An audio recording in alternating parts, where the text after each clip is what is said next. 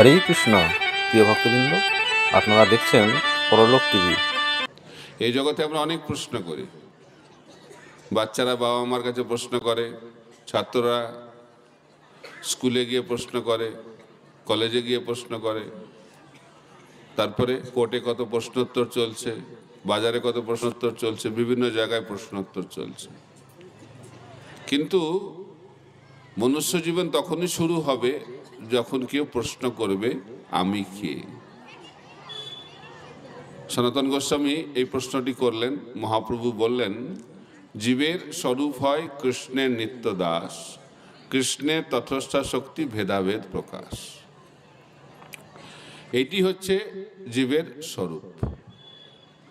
আমরা হচ্ছি ভগবানের নিত্য দাস, খালি দাস নয়, নিত্য দাস। অনেকে ভাবে এখন দাস, পরে সিদ্ধি লাভ করার পরে প্রভু হয়ে যাব, এটা অনেকে ভাবে। তো সেই কারণে মহাপ্রভু বলছেন জীবের স্বরূপ হয় কৃষ্ণের নিত্য দাস।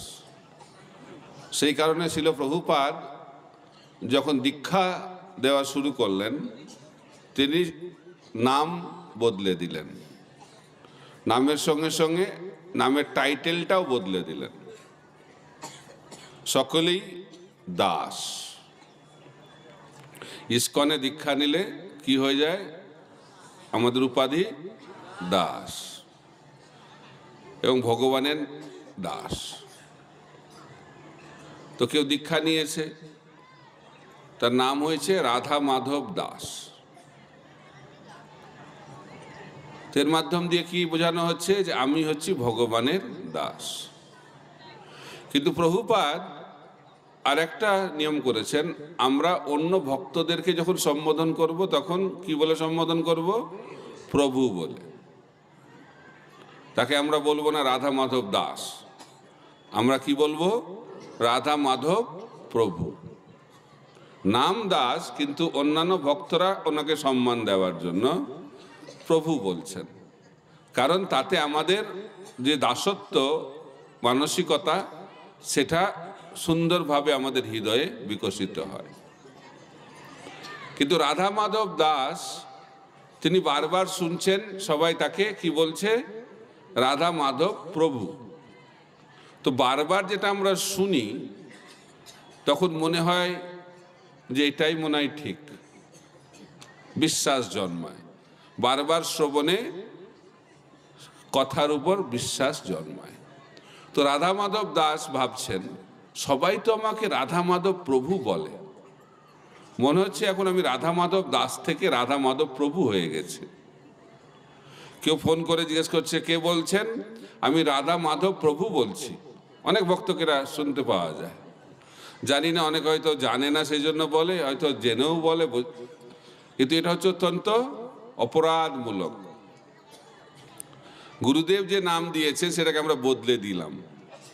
গুরুদেব নাম দিয়েছেন রাধা মাধব দাস, এখন আমি সেই নামটাকে বদলে করে দিলাম রাধা মাধব প্রভু। কিন্তু আমাদের মধ্যে ঈশ্বর ভাব রয়েছে। তো রাধা মাধব প্রভু ভাবছেন, ইস্কনেতে সব মহাপ্রসাদ, মহাহরিনাম, মহা বিগ বুক, সবকিছু মহা মহা মহা। তো রাধা মাধব প্রভু ভাবছেন, খালি প্রভু হয়ে কি লাভ? যদি মহাপ্রভু হতে পারতাম তাহলে কত ভালো হতো। তাই দাস থেকে প্রভু, প্রভু থেকে মহাপ্রভু, এই মানসিকতা যদি থাকে তাহলে এই জগতেই থাকতে হবে। তো মহাপ্রভু কি শিক্ষা দিচ্ছেন? দাস দাস অনুদাস, দাস দাস দাস দাস অনুদাস, গোপীবর্ত পদকমলয়র দাস দাসানুদাস। আমরা খালি ভগবানের দাস নই, আমরা হচ্ছি ভগবানের দাসের দাস। এটি হচ্ছে আমাদের নিত্য স্বরূপ। জীবের স্বরূপ হয় কৃষ্ণের নিত্য দাস। এই উপাধি যখন আমরা পাব, তখন আমরা অন্য সব উপাধি থেকে মুক্ত হয়ে যাব। তাই ভক্তি করতে গেলে সর্ব উপাধি বিনির্মুক্তম, এটা আমাদেরকে জীবনে পালন করতে হবে। তাই আমরা আমাদের এই জগতের যত উপাধি সেটাকে পরিত্যাগ করে আমাদের যেটা নিত্য উপাধি, কৃষ্ণের নিত্যদাস, সেই উপাধিতে যখন আমরা বিভূষিত হব তখন ভক্তি জীবন শুরু হয়। তো ভক্তিটা মানে কি? ভক্তি মানে হচ্ছে ঋষিকেন ঋষিকেশ সেবনং ভক্তির উচ্চতে। এটা যে ভক্তির সংজ্ঞা। আমরা যখন ইন্দ্রিয় দিয়ে ইন্দ্রিয়ের অধিপতি কৃষ্ণের, ঋষিকেশের, ভগবানের সেবায় যুক্ত হব, সেটাই হচ্ছে ভক্তি। ভক্তি মানে কোনো কিছু ছাড়তে হবে না। ভক্তি মানে যা কিছু করব ভগবানকে কেন্দ্রবিন্দুতে রেখে করব। ভগবানকে কেন্দ্রবিন্দুতে মানে যা কিছু করব ভগবানকে সন্তুষ্ট করার জন্যই করব। আমি কি করছি সেটা গুরুত্বপূর্ণ নয়, আমি কেন করছি। অন্নাভিলাষিতা শূন্যম জ্ঞান কর্মাদি অনাবৃতম আনুকূল্যেন কৃষ্ণ অনুশীলনম ভক্তির উত্তমা। রূপক গোস্বামী বলছেন, শুদ্ধ ভক্তি মানে হচ্ছে যখন আমরা ভগবানকে সন্তুষ্টি বিধানের জন্যই কর্ম করব, সেটি হচ্ছে শুদ্ধ ভক্তি। এই জগতে অনেকে ভক্তি করে কিন্তু মিশ্র ভক্তি করে। মিশ্র ভক্তি মানে ভক্তির মধ্যে কিছু মিশ্রিত রয়েছে। কিসের মিশ্রণ?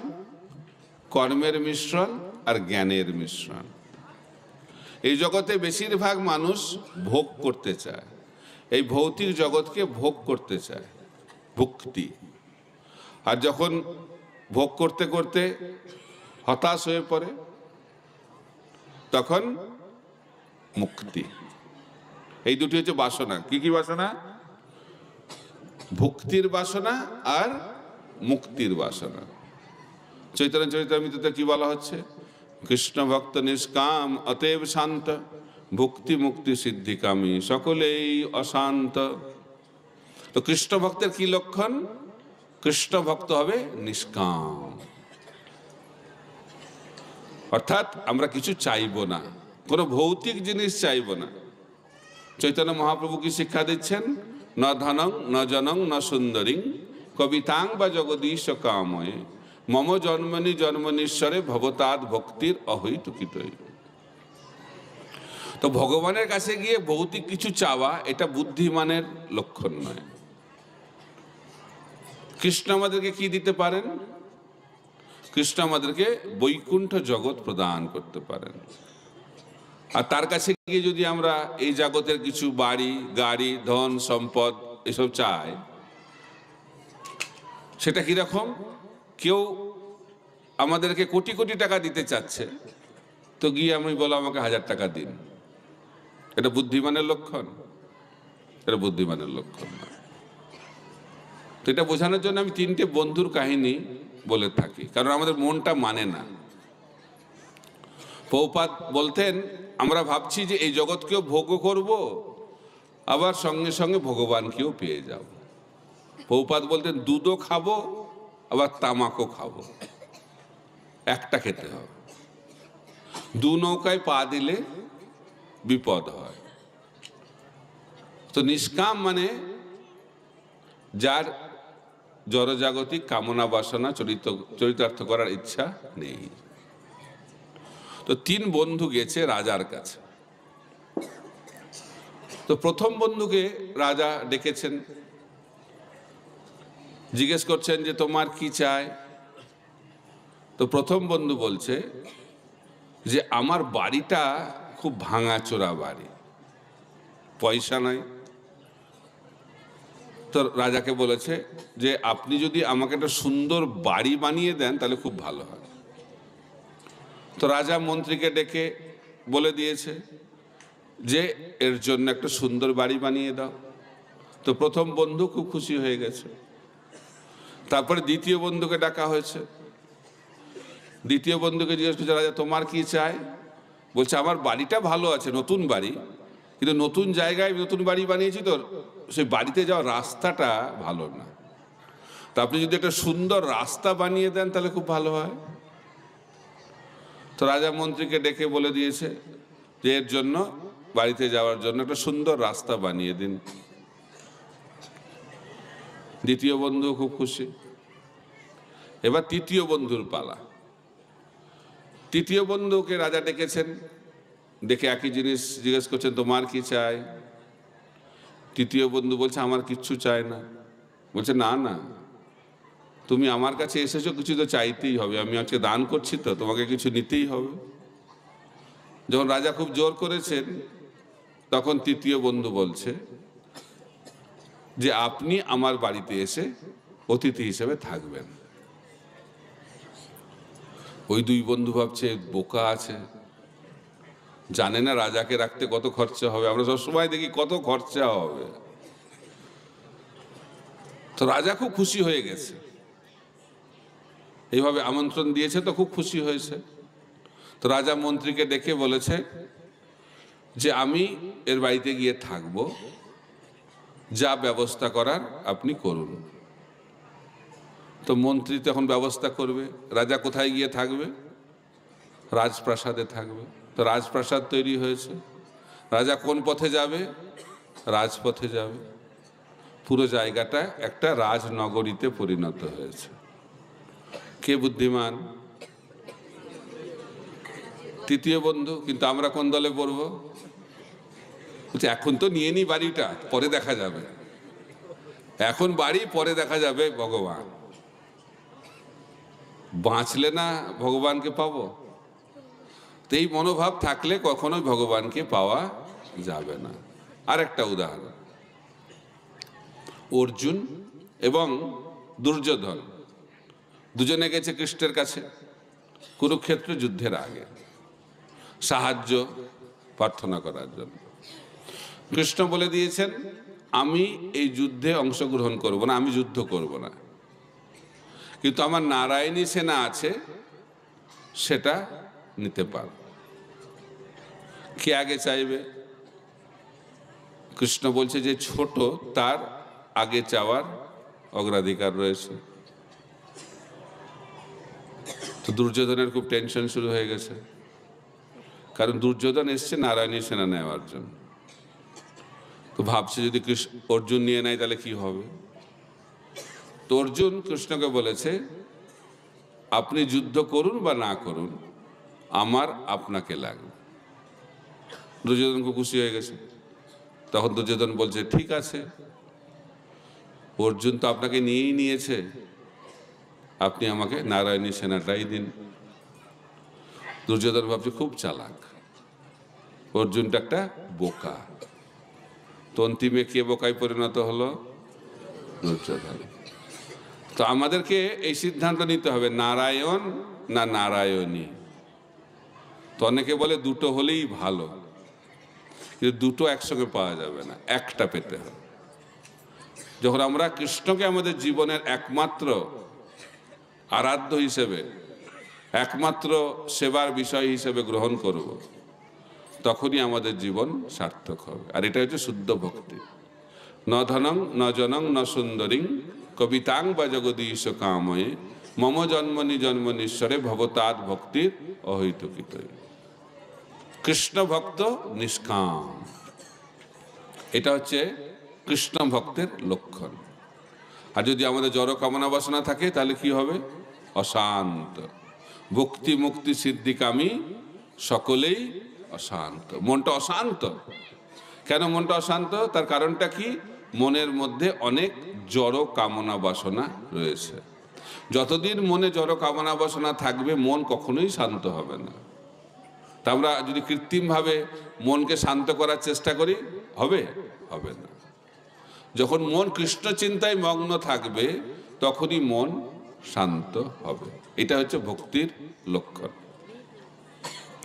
তো রূপ গোস্বামী ভক্তির অনেক অঙ্গের কথা ভক্তিরসামৃত সিন্ধু গ্রন্থে ব্যাখ্যা করেছেন, 64টি অঙ্গ। কিন্তু তারপরে তিনি ভাবলেন যে এত অঙ্গ ভক্তরা মনেই রাখতে পারবে না, কি করে অভ্যাস করবে? কলিযুগে তো মনে রাখা খুব কঠিন, সহজ করে দেওয়া দরকার। তখন রূপ গোস্বামী ভক্তির 5টি অঙ্গের কথা ব্যাখ্যা করলেন, যেটাকে বলে পঞ্চাঙ্গ ভক্তি। সাধুসঙ্গ, নাম কীর্তন, ভাগবত শ্রবণ, মথুরাবাস শ্রীমূর্তির শ্রদ্ধাই সেবন। এই পাঁচটি হচ্ছে ভক্তির মুখ্য অঙ্গ, প্রচণ্ড শক্তিশালী অঙ্গ। প্রথমটা হচ্ছে সাধু সঙ্গ, দ্বিতীয়টা হচ্ছে নাম কীর্তন, তৃতীয় হচ্ছে ভাগবত শ্রবণ, চতুর্থ হচ্ছে ধামবাস, আর 5 নম্বর হচ্ছে শ্রী বিগ্রহের সেবা পূজা। এটা হচ্ছে ভক্তির 5টি অঙ্গ। কিন্তু প্রথমটা হচ্ছে সাধু সঙ্গ। সাধু সঙ্গ সাধু সঙ্গ সর্বশাস্ত্রে কয়, লবমাত্র সাধু সঙ্গে সর্বসিদ্ধি হয়। ভক্তি শুরু হয় কিভাবে? সাধু সঙ্গে। ভক্তিতে আমরা কিভাবে টিকে থাকব? সাধু সঙ্গে। ভক্তিতে আমরা কিভাবে অগ্রগতি লাভ করব? সাধু সঙ্গে। ভক্তিতে আমরা সিদ্ধি কিভাবে লাভ করব? সাধু সঙ্গে। আর ভক্তি জীবনে সিদ্ধি লাভ করে ভগবত ধামে গিয়ে ভগবানের সেবা কিভাবে করব? সাধু সঙ্গে। এই সাধু সঙ্গটা হচ্ছে নিত্য। আমাদের ভাবা উচিত না এই সাধনা করছি এই জন্য সাধু সঙ্গ দরকার, সিদ্ধি লাভ করলে সাধু সঙ্গ প্রয়োজন, এরকম নয়। সাধু সঙ্গ সবসময় আমাদের লাগবে। সেই কারণে শিল প্রভুপাদ এই আন্তর্জাতিক কৃষ্ণ ভবনামিত সঙ্গ তৈরি করেছেন যাতে আমরা সাধু সঙ্গ লাভ করতে পারি। সাধু সঙ্গ মানে কি? সাধু সঙ্গ মানে হচ্ছে ভগবানের কথা শ্রবণ কীর্তন। মচ্চিত্ত মদ্গত প্রাণা বোধয়ন্ত পরস্পরম কথয়ন্তশ্চ মাং নিত্যং তুষ্যন্তি চ রমন্তি চ। সাধু সঙ্গ মানে হচ্ছে ভগবানের কথা শ্রবণ কীর্তন। ভক্তরা ভগবানের কথা শ্রবণ কীর্তন করে আনন্দ পায়। শ্রবণ কীর্তনই হচ্ছে ভক্তের আনন্দের উৎস। কিন্তু আমরা যদি ভক্ত সঙ্গে থাকব আর ভগবানের কথা শ্রবণ কীর্তন করব না, তাহলে ভক্ত সঙ্গ হলো না। আর কলিযুগে একসঙ্গে থাকা খুব কঠিন। কলিযুগের একটি লক্ষণ হচ্ছে কলহ, কথায় কথায় ঝগড়া, তাই না? আর লোকাল ট্রেনে খুব সুন্দর সেটা দেখা যায়। পরের স্টেশনে নামবে কিন্তু কোথায় বসবে সেটা নিয়ে ঝগড়া, হাতাহাতিও হয়ে যায়। পরের স্টেশনেই নামবে। কলিযুগের লক্ষণ। ছোট ছোট কারণে ঝগড়া, স্বামী স্ত্রীতে ঝগড়া, ভাই ভাইয়ে ঝগড়া, পুত্র পিতার মধ্যে ঝগড়া, পরিবারে পরিবারে ঝগড়া, তারপরে পাড়ায় পাড়ায় ঝগড়া, তারপরে শহরে শহরে ঝগড়া, রাজ্যে রাজ্যে ঝগড়া, দেশে দেশে ঝগড়া। এটা হচ্ছে কলিযুগের লক্ষণ। অল্পেই মানুষ কি হয়? অধৈর্য হয়ে পড়ে। এই জন্য এখন দেখা যাচ্ছে বিবাহ বিচ্ছেদ। প্রথমে খুব ভালোবাসা, কিছুদিন পরে বিবাহ বিচ্ছেদ। কেন হচ্ছে? কারণ কলিযুগে একে অপরকে আমরা সহ্য করতে পারছি না, ঝগড়া হচ্ছে। তো বলা হচ্ছে যদি আমরা ভক্ত সঙ্গে না টিকে থাকি তাহলে আমরা ভক্তি জীবনেও টিকে থাকতে পারবো না। যদি আমরা ভাবছি ও ভক্ত সঙ্গ করব না আর ভালো ভক্ত হয়ে যাব, এটা কখনো হবে? হবে না। প্রভুপাদ উদাহরণ দিতেন যে আমের সঙ্গে। ভক্ত আমের মতো, কাঁচা আম আর পাকা আম দুটোই আম। তো কাঁচা আম হচ্ছে সাধক ভক্ত, আর পাকা আম হচ্ছে যিনি সিদ্ধি লাভ করেছেন, প্রেম লাভ করেছেন। তো কাঁচা আম কি করে পাকা আমে পরিণত হয়? গাছে লেগে থাকতে হবে। যদি আমটা গাছে লেগে থাকে তাহলে কাঁচা আমটা একদিন পাকা আমে পরিণত হবে, খালি সময়ের অপেক্ষা। আমকে কি করতে হবে? খালি গাছের সঙ্গে লেগে থাকতে হবে। কিন্তু যদি ঝড় এসে যায়, তো ঝড় এসে গেলে কাঁচা আমটা গাছ থেকে নিচে পড়ে যাবে, আর নিচে পড়ে গেলে কাঁচা আমটা কি হবে? ধীরে ধীরে পচা আমে পরিণত হবে। তো কত রকমের আম হলো? কাঁচা আম, পাকা আম আর পচা আম। তা আপনারা কোন আমটা পছন্দ করছেন? পাকা। খুব ভালো। তো পাকা আম হতে গেলে গাছের সঙ্গে লেগে থাকতে হবে। ঠিক একইভাবে ভক্তি জীবনে যদি সিদ্ধি লাভ করতে হয়, পাকা আমে পরিণত হতে হয়, তাহলে কি করতে হবে? ভক্ত সঙ্গে থাকতে হবে। আপনারা সব নামহট্টের সঙ্গে যুক্ত, তো আপনারা নামহট্টের সঙ্গে যুক্ত থাকবেন। তো বিভিন্ন প্রভুপাদ প্রচারের বিভিন্ন অঙ্গ দিয়েছেন, যার মাধ্যম দিয়ে আমরা ভক্ত সঙ্গে থাকতে পারি। কিন্তু যদি ভক্ত সঙ্গটা ছেড়ে দিই, তাহলে কি হবে? পচা আম। এই তো বুঝে গেছেন আপনারা। কিন্তু আপনারা তো পচা আম হতে চান না, তাই তো? তাহলে কি করতে হবে আপনাদেরকে? সব থেকে বড় তপস্যা কলিযুগে, কলিযুগে হিমালয়ে গিয়ে তপস্যা করতে হয় না, জঙ্গলে গিয়ে তপস্যা করতে হয় না, জলের নিচে গিয়ে তপস্যা করতে হয় না। কলিযুগের তপস্যাটা কি? ভক্ত সঙ্গে টিকে থাকা। তো কে টিকে থাকতে পারে? শিল ভক্তি সিদ্ধান্ত সরস্বতী ঠাকুর প্রভুপাদ বলছেন, যে সহে সে রহে। ভক্তি জীবনে যদি আমরা টিকে থাকতে চাই, তাহলে সহ্য করতে হবে। সহ্য ক্ষমতা বাড়াতে হবে। সহ্য ক্ষমতা কিভাবে বাড়বে? যত দৈন্যতা তত সহ্য ক্ষমতা বাড়বে। তৃণাদপি শুনিচেন তরোরপি সহিষ্ণুনা অমানিনা মানদেন কীর্তনীয় সদাহরি। যদি আমরা বিনম্র হই, দৈন্যতা আমাদের চরিত্রে থাকে, তাহলে আমরা সহ্য করতে পারব। আর অহংকার হলে সহ্য হবে না। কেউ কিছু বলে দিলে বাস হয়ে গেল, মনে ওটা সারা জীবন থেকে যাবে, ভুলতে পারবে না। আর মনে মনে ভাববে আমারও সময় আসবে, তখন আমি দেখে নেব। প্রতিশোধ স্পৃহা, এটা হচ্ছে অহংকারের লক্ষণ। তো অহংকার কোথা থেকে আসে? অবিদ্যা থেকে আসে। আর বিনয় কোথা থেকে আসে? বিদ্যা থেকে আসে। বিদ্যা বিনয় সম্পন্নে ব্রাহ্মণে গভীহস্তিনী শুনি চৈব সপাকে চ পণ্ডিতা সমদর্শিনা। কেউ যে পণ্ডিত জ্ঞানী ব্যক্তি কি করে বোঝা যাবে সেটা? বিদ্যা বিনয় সম্পন্ন, সে অত্যন্ত বিনয়ী হবে। যে গাছে ফল থাকে সে গাছটা নিচু হয়, আর যে গাছে কোনো ফল নেই একদম বিরাট, মাথা উঁচু করে আকাশ ছুঁয়ে ফেলবে। অহংকার। তো সেই কারণে ভক্তি জীবনে মাথা নিচু করা শিখতে হবে। ইচ্ছা না থাকলেও মাথাটা নিচু করার অভ্যাস করতে হবে। এটা হচ্ছে শরীরের তপস্যা। সেই কারণে মন্দিরে গিয়ে কি করতে হয়? ভগবানকে প্রণাম করতে হয়। গুরু বৈষ্ণবকে দেখলে মাথা নিচু করে প্রণাম করতে হয়। এটাই শিক্ষা। এই শিক্ষাই ভগবান শ্রীকৃষ্ণ গীতাতেও দিয়েছেন। তাই আমরা যদি বিনম্র হই, তাহলে আমাদের সহ্য শক্তি বাড়ে। ভগবানের যত বিশ্বাস তত সহ্য শক্তি বাড়বে। কিন্তু আমরা যদি সহ্য শক্তি হারিয়ে ফেলি, তাহলে আমরা ভক্ত সঙ্গ হারিয়ে ফেলব। আর কিরকম ভক্ত সঙ্গ করতে হবে? স্বজাতীয়, অর্থাৎ একই উদ্দেশ্য। অনেক ভক্তের অনেক রকম উদ্দেশ্য থাকে, কিন্তু মহাপ্রভু আমাদেরকে কি দিতে এসেছেন? কৃষ্ণ প্রেম দিতে এসেছেন। তো যারা কৃষ্ণ প্রেম পেতে চান, সেই ধরনের ভক্তের সঙ্গ করতে হবে।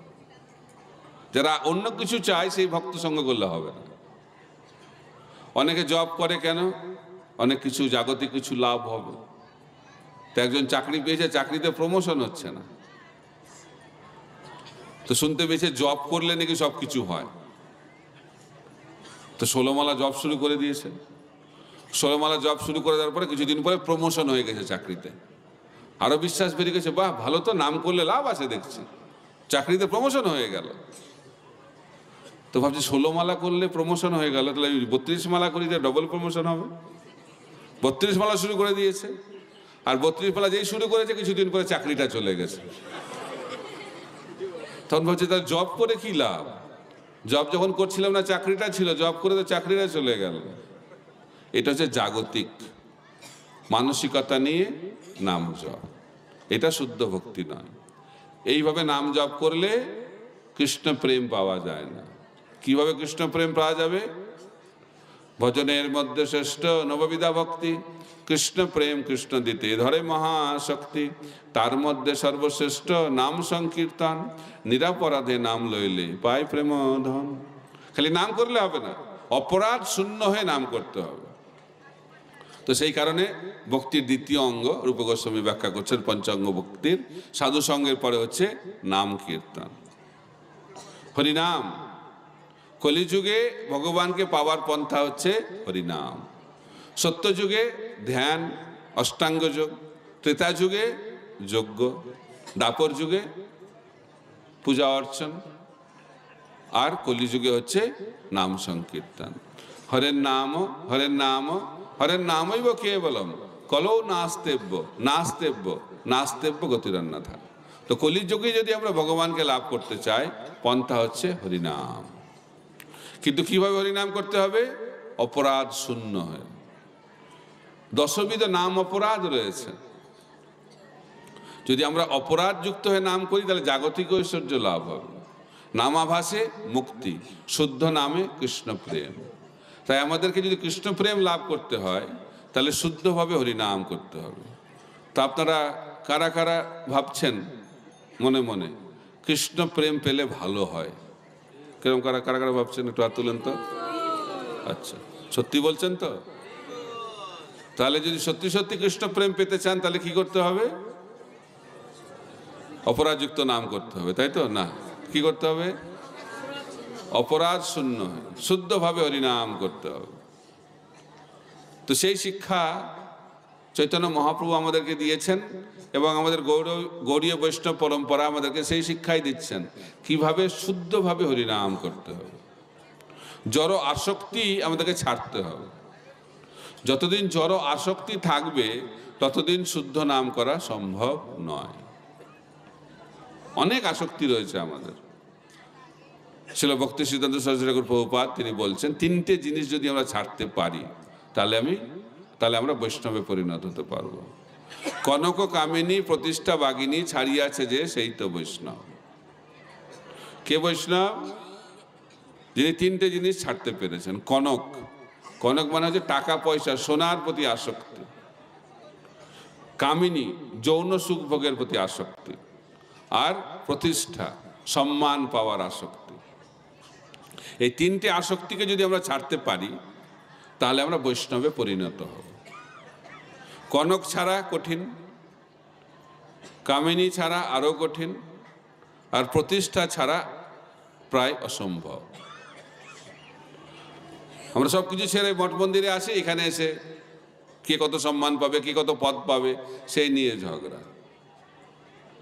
কারণ এটা হচ্ছে আমাদের সব থেকে দুরারোগ্য ব্যাধি, ভবরোগ।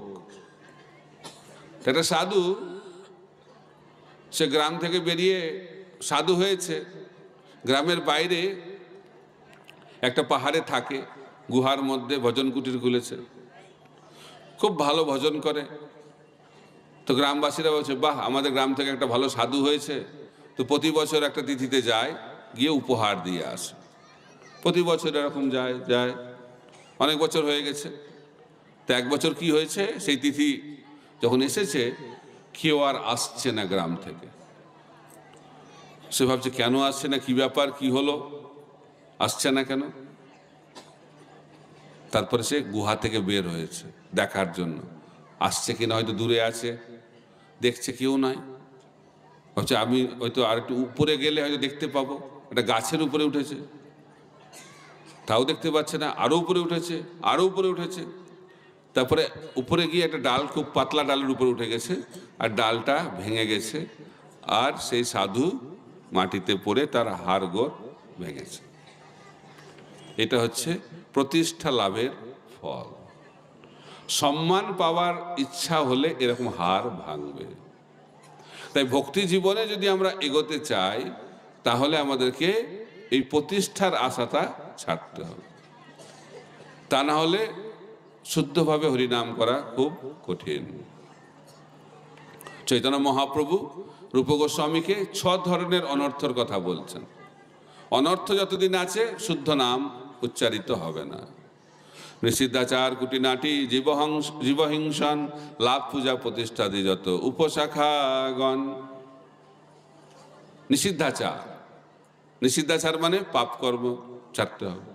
নিষিদ্ধাচার কুটিনাটি, কুটিনাটি মানে রাজনীতি, মুখে এক কাজে আর এক। বিশ্বাস করা খুব কঠিন, একরকম ভাবছে আর একরকম বলছে আর আরেক রকম করছে, কি করবে কি বলবে বোঝা বড় কঠিন। কুটিল, কুটিলতা, কুটিলতাটা হচ্ছে ভক্তি জীবনের সব থেকে বড় বাধা। তাই আচার্যরা ব্যাখ্যা করছেন সরলতা। বৈষ্ণবতা মানে সরলতা, সরল হবে। সরল মানে কি, ভেতরটা আর বাইরেটা এক হবে। এটা হচ্ছে সব থেকে বড় তপস্যা। কলিযুগে মানুষ সবসময় কপট ব্যবহার করে। কপট মানে ভেতরে এক বাইরে আর এক, সামনে এক পেছনে আর এক। সামনে একদম ভক্তিতে গদগদ, দণ্ডবোধ করে ফেলবে, দণ্ডবোধের থেকেও বেশি করে ফেলবে মনে হয়, বলে আপনি মহান শুদ্ধ ভক্ত, ভগবত ধাম থেকে এসে গেছেন মনে হচ্ছে। আর পেছনে গিয়ে গালি দিচ্ছে, ভক্তের কুটিলতা। তো এটাকে ছাড়তে হবে। যেন মহাপ্রভু বলছেন এটা একটা অনর্থ। নিষিদ্ধাচার কুটিনাটি, জীব হিংসন, জীবকে হিংসা করা, ঈর্ষা করা। আমরা খুব ঈর্ষা পরায়ণ, এই জড়জগৎটা হচ্ছে ঈর্ষা পরায়ণ ব্যক্তিতে ভর্তি। আমি একজনকে ঈর্ষা করি, সে আমাকে ঈর্ষা করে, এটা হচ্ছে জড়জগৎ। তাই আমাদেরকে ঈর্ষা শূন্য হতে হবে। কারোর ভালো দেখলে আমাদের দুঃখ হয়, আর খারাপ দেখলে আনন্দ হয়। এটা হচ্ছে জগতের বৈশিষ্ট্য। অন্যের ভালো হলে গাটা, হৃদয়টা জ্বলতে থাকে ঈর্ষার জন্য। তো এটাকে ছাড়তে হবে। তারপরে লাভ পূজা প্রতিষ্ঠা, এই তিনটে জিনিসকে ছাড়তে হবে। তাহলে কি হবে, আমরা শুদ্ধভাবে হরিনাম করতে পারবো। তাই নাম কীর্তন হচ্ছে অত্যন্ত গুরুত্বপূর্ণ। কলিযুগে চৈতন্য মহাপ্রভু নামের মাধ্যম দিয়েই সবাইকে কৃষ্ণ প্রেম প্রদান করেছেন। হরে কৃষ্ণ কৃষ্ণ কৃষ্ণ হরে হরে, হরে রাম রাম রাম হরে হরে। মহাপ্রভু শিবাসঙ্গনে বলছেন, আমি এই হরিনামের মাধ্যম দিয়ে কৃষ্ণ প্রেমে পাগল করে দেব সবাইকে। নারায়ণী হচ্ছেন শিবাস ঠাকুরের ভাইজি, 4 বছরের মেয়ে বাচ্চা। তো নারায়ণীকে বলছে, নারায়ণী হরে কৃষ্ণ করো, হরে কৃষ্ণ কৃষ্ণ কৃষ্ণ হরে হরে, হরে রাম রাম রাম হরে হরে। নারায়ণী কৃষ্ণ প্রেমে পাগল হয়ে গেছে, মূর্ছিত হয়ে জমিতে পড়ে গেছে। এটা হচ্ছে নামের প্রভাব। মহাপ্রভু যখনই মন্ত্র লাভ করলেন গুরুদেবের কাছ থেকে, কৃষ্ণ প্রেমে পাগল হয়ে গেলেন। কিবা মন্ত্র দিলা গোসাই, কিবা তার বল, জপিতে জপিতে মন্ত্র করিলা পাগল। মহাপ্রভু বলছেন যে কি মন্ত্র যে আমার গুরুদেব আমাকে দিয়েছেন আমি জানি না, কিন্তু নাম সেই মন্ত্র উচ্চারণ করলে আমি পাগল হয়ে যায়, কৃষ্ণ প্রেমে পাগল হয়ে যায়। কিন্তু আমরা তো অনেক জপ করছি, জাগতিক পাগলামি যাচ্ছে না। কি হবে তাহলে এখন? কতদিনে এটা হবে? কবে হবে? অনেকে বলছে যুগায়িতং নিমেষেন চক্ষুষা পাপড়ি সাহিতম শূন্যায়িতং জগৎ সর্বং গোবিন্দ প্রিয় নামে। কবে চোখ দিয়ে জল পড়বে? অনেকে আবার কৃত্রিমভাবে জল ফেলে, ওইটা দিয়ে কোনো লাভ নেই। ওটা হচ্ছে সহজিয়া ভাব। হৃদয় শুদ্ধ না হলে জপ করতে করতে চোখ দিয়ে জল পড়বে না, চোখটা বন্ধ থাকবে, ঘুমিয়ে পড়বো আমরা। তাই শুদ্ধভাবে নাম যখন হবে তখনই যথার্থ প্রেমাশ্রু চোখ থেকে নির্গত হবে, এবং সেটি হচ্ছে মনুষ্য জীবনের, ভক্তি জীবনের সর্বশ্রেষ্ঠ স্থিতি। মহাপ্রভু তার পার্শ্বদের মাধ্যম দিয়ে দেখিয়েছেন সেই স্থিতি কিভাবে লাভ করা যায়। তো সেই কারণে যদি আমরা ঠিকভাবে নাম করি তাহলে আমরা কৃষ্ণ প্রেম লাভ করতে পারবো। কিন্তু আমাদেরকে অপরাধ শূন্য হয়ে হরিনাম করতে হবে। তো সাধুর সঙ্গ নাম কীর্তন। 3 নম্বর ভাগবত শ্রবণ। কলিযুগে ভগবান 2 স্বরূপে আবির্ভূত হয়েছেন। কলিযুগে নাম রূপে কৃষ্ণ অবতার,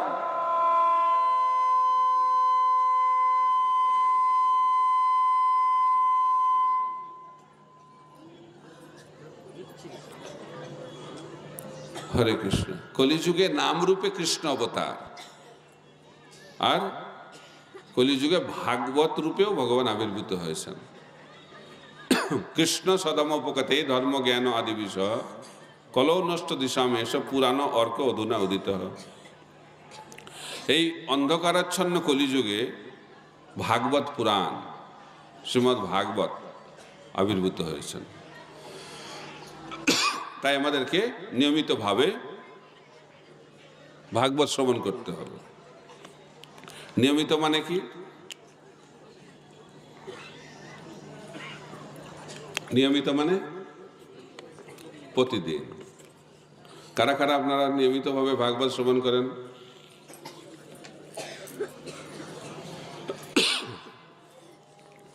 কতক্ষণ শ্রবণ করেন? ঠিক আছে। তো মহাপ্রভু যখন জগন্নাথপুরীতে ছিলেন, তিনি প্রতিদিন গদাধর পণ্ডিতের কাছে যেতেন। কোথায়? টোটা গোপীনাথ মন্দিরে। প্রতিদিন ভাগবত শ্রবণ করতেন। কতক্ষণ? 3 ঘন্টা, কমপক্ষে 3 ঘন্টা। কিন্তু ছিল প্রভুপাদ আমাদের ইস্কনে সিস্টেম করেছেন, সকালবেলায় 1 ঘন্টা ভাগবত শ্রবণ, আর সন্ধেবেলায় 1 ঘন্টা ভগবদ গীতা শ্রবণ। সকালে ভাগবত আর সন্ধেবেলায় ভগবদ গীতা। তো ভক্তি জীবনে প্রথম দিকে আমাদেরকে গীতা ভালোভাবে অধ্যয়ন করতে হবে। আর গীতাটা কি সবসময় গীতাটা আমাদের জন্য অত্যন্ত জরুরি। তারা কারা কারা গীতা কমপক্ষে একবার ভালোভাবে অধ্যয়ন করেছেন?